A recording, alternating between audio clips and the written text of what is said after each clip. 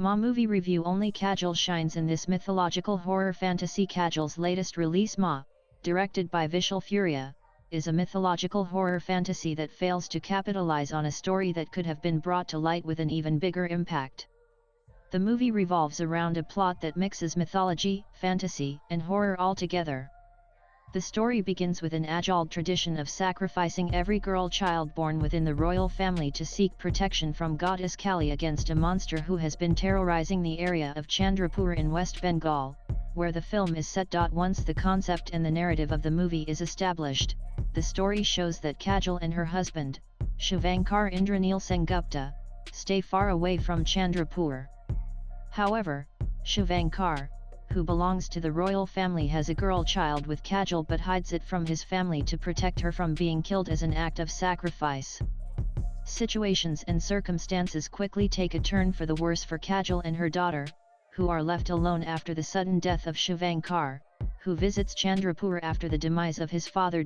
For almost 12 years since the birth of their daughter, Shweta Krin Sharma, Ambika Kajol and Shivankar have kept her hidden from Chandrapur and have never visited the palace due to the family history. However, after Shivankar's death, Kajol is forced to visit Chandrapur and is forced to take her daughter along, who insists on visiting her father's palatial house that is put up for sale. Ambika learns a lot more about Chandrapur and the tales of the demon who resides there and is in disbelief with the mishaps that start happening ever since she sets foot in the palace with her daughter.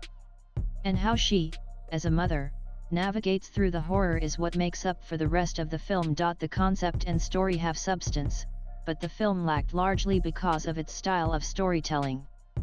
Besides, the film also has a lot of stereotypes that could have been done without.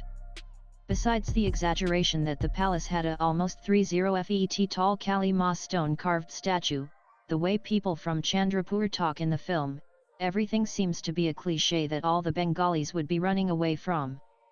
It only gets disappointing to see Ronit Roy, who plays a vital part in the film, deliver all his Hindi dialogues with such a heavy Bengali accent. A lot would argue that it is not how people from Bengal speak when they talk in Hindi. When it comes to individual performances, Kajol is commendable as Ambika and convinces us to believe that she actually is the chosen one by a higher power. Besides, who doesn't love it when Kajol turns all her motherly instincts on screen? That's exactly what she has done here as well. She has single-handedly carried the film on her shoulders and might just be the savior for her home brand, Davni Films. However, the rest of the cast, including Ronit Roy, have given an average performance. But that can also be blamed on the lack of depth in the script and the VFX, which rather makes it look unreal. As much as the film tried to showcase Bengali culture and traditions, it also feels like it's again bringing to light the kind of mumbo-jumbo that's always been doing the rounds. And that was again a disappointing factor.